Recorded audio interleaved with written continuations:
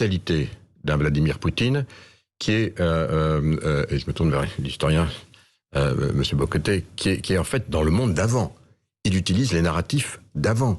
Il utilise, je dirais même, les éléments de la terreur. On l'a entendu suggérer de façon à peine voilée l'usage même de l'arme nucléaire.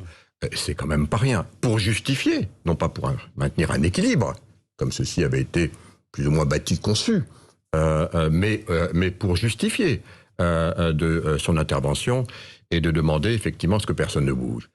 C'est pas ce qui s'est passé. C'est pas ce qui s'est passé.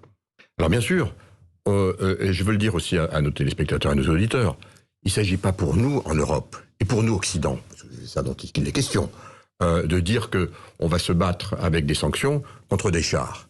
Mais c'est la réalité. On n'est pas naïf. Non mais on n'est pas naïf. C'est la je crois réalité vraiment qu'on est en train de se passer. C'est pas du tout ça. C'est-à-dire, ce qui se passe aujourd'hui, Sonia Mabrouk, c'est sur le terrain. Et sur le terrain, c'est l'Ukraine qui est au combat. En ce qui nous concerne, pour répondre à M. Barré, en ce qui nous concerne, effectivement, M. Poutine avait sous-estimé, comme l'a dit Mme Mandeville, sans doute, la réaction unanime de l'Occident, y compris de reste un point que je veux signaler à cet instant, qui est le fait que dans la résolution qui a été portée donc, au Conseil de sécurité de l'ONU contre l'invasion de l'Ukraine par la Russie, M. Poutine s'attendait à ce que la Chine le soutienne, elle s'est abstenue. C'est un signe qu'il faut prendre pour ce qu'il est. Donc aujourd'hui, évidemment, les sanctions, elles sont importantes dans la mesure où elles vont isoler.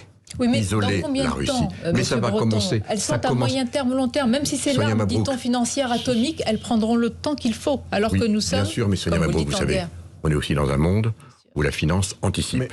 Moins 40% pour la bourse de Moscou, vendredi. Moins 40%. Vous savez, les oligarques qui sont au pouvoir, ils regardent ça. Ils sont aussi impliqués, y compris directement désormais, par les sanctions. Et puis, j'ajoute une chose.